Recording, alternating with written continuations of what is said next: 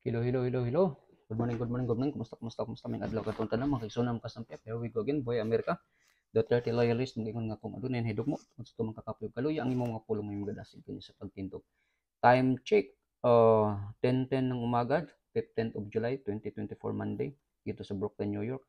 So mga kasampi, ano bang pwede nating pag-usapan ngayon? But before anything else, kung saan man kayo sa mundo, sana ay nasa mabuti kayong kalagayan at ang inyong buong pamilya. Mabuhay po tayong lahat. So pag-usapan natin, hindi naman to bago, hindi na fresh, pero lagi pa rin nilang binabalik on topic talaga about yung sinabi ni Inday Sara. But before that, ano muna, ano natin, kasi just in, itong yung si Satoru Campo at si Franz Castro, napatunayang guilty. Sabi dito sa Inquirer.net, Satoru Campo and Franz Castro guilty sa child abuse base sa Tagum City Court. So sabi dito from Manila, Philippines, former Bayan Muna Party List Representative Satoru Campo at saka si incumbent ACT Chair Representative Party List Representative Franz Castro napatunayang guilty sa child abuse by a court in Tagum City, Davao del Norte. Doon yun sa Talaingod, Davao del Norte noong November 2018. Alam nyo ba, yung nagdala sila ng mga minors doon sa bundok eh. Sabi nila, student mission, parang, based on, sa school. Pero hindi naman yung totoo. So, binasahan sila ng 25 pahina na desisyon dated noong 3rd of July. So, sinasabi sa Tagum Regional Trial Court na Branch 2 na they are convicted, Castro and 11 others, guilty of violating Section 10A of Republic Act 1716 or the Special Protection of Children Against Abuse, Exploitation and Discrimination Act. So, sila ni Castro at ang 13 respondents ay nahatulan sila ng 4 to 6 years. So sa isa namang balita, 8 years daw. At sila, may fine sila, may bayad sila na magbabayad sila ng danyos na 20,000. So 10,000 sa civil indemnity at saka 10,000 din sa moral damages to each of the 14 na biktima. So records reveal na daw, yung apat daw, however, yung apat na na acquitted yung apat na respondents kasi sabi dito na failed daw yung prosecution na mag-prove na sila ay guilty. So so at least basta ngayon bago ito. So nang pwedeng gagawin nila ni former representative Satoru Campo at ni incumbent teacher act dito sa representative si Franz Castro. Siguro i-appeal nila ito sa Court of Appeal. Tapos pagtalo pa rin sila, doon naman sila sa Supreme Court. Ibig sabihin gumagana yung justice system natin. So tingnan natin kung ano ang susunod. Babalik tayo sa doon kay Inday Sara, kung bakit ba galit na galit itong mga kalaban. Kasi unang-una, yung script nila dyan, masisira kasi pilit na nila, iugnay pa rin si Inday Sara na kabahagi pa rin ng unit team. At yung pangalawa, galit na galit sila kasi isang kimbot lang ni Inday Sara, iyanig lahat ng social media. Itong mainstream media, kahit hindi nila pilit na ika-cover si Inday Sara, wala silang magagawa.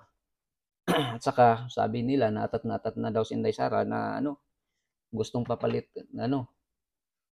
kay BBM at mahilig daw mag-Netflix si Inday Sara. So wala naman tayong batas doon sa Pilipinas about designated survivor. Pero alam naman natin pag automatic naman 'yan pag nawawala yung pag may halimbawa may biglang nangyayari na likidar yung wipe out yung buong admin.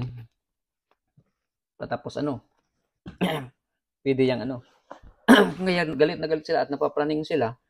Parang tinanggal na yata itong red carpet para pagpasyunsyuhan nila, para magrarampa itong mga asawa nitong mga hunghang. So, tatanggalin nila yan. At saka, itong mga kalaban talaga, pilit talagang gagawa ng issue. At ba't hindi nila tatanungin yung sarili nila? Di ba dati, ini-issue yung 125 million na budget ni Inday Sara. Samantalang ito, 20 million sa loob lang ng kalahating araw kasi 'di ba yung SONA yan alas 4 ng hapon yan siguro mag-start hanggang gabi. So 20 million para lang doon sa mga pagkain at sa mga siguro yung damit na gagamitin nila. Para lang diyan mag-aksaya tayo ng pira. Naku, kawawang bayan.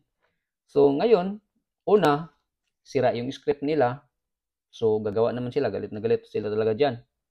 So ang gusto pa nila sana na maibahagi ng SONA nila, bahagi sa package, itong gusto talaga nila at natat sila na makukuha ito si Pastor Kibuloy at saka si Bantag, lalo na si Pastor Kibuloy. Kung kaya't sabi pa nga ni Abalos, isa pang tambaloslos na talaga ay may private individual na nagbibigay din ng bounty, which is sabi naman ng mga specialist, itong mga lawyers, na bawal yung mga ganyan. Pero sinabi din ni may kakulan daw yan na kaso. Pero sabi naman ng spokesperson ng police na hindi daw first time na ginawa yung may bounty daw. Ganyan. Ginawa daw yan dati na may mga gustong tumulong sa mga biktima. Pero hindi natin alam, hindi man tayo eksperto, sila nang bahala dyan. Tayo magmasid lang at kung ano yung tama, yung titingnan natin kung at anong mga nangyayari ngayon sa ating bayan. So, iniwi makasampiak kasi titingnan natin anong mangyayari ngayon sa bayan natin. kung kaya't ano ba ang tech news sa mga nangyayari ngayon? Muna ba tayo makasampya kasi ayusin ko tong cellphone ng kasamahan ko sira ka to kasi itong screen ko kaya ko to i-open tapos palitan pero kukunin ko pa tong model nitong screen. Anong model ito? Naman tong old model na Samsung pero kailangan niya yung email dito, importante daw. Hindi na ma-open, hindi na makikita.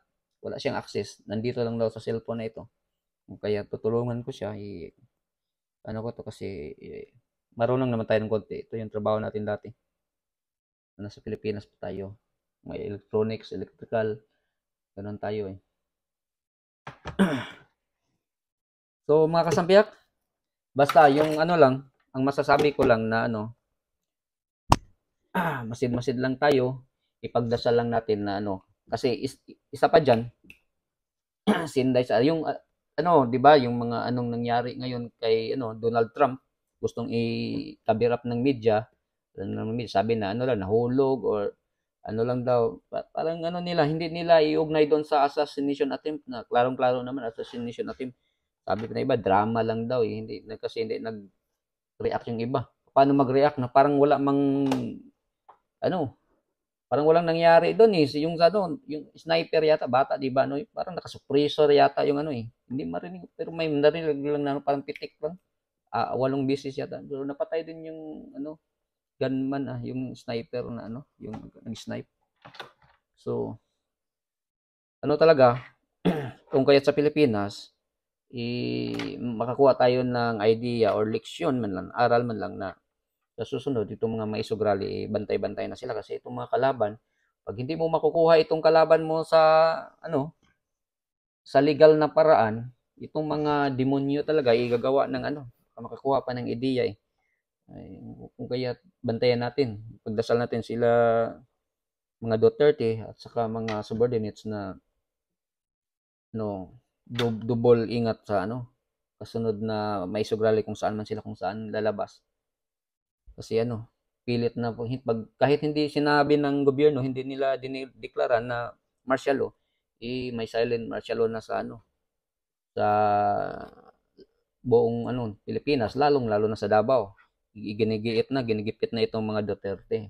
Kung kaya iniisa-isa na itong mga kasamahan, kabahagi ni former President Duterte, at saka pa na yan para iugnay kay Tatay Digong.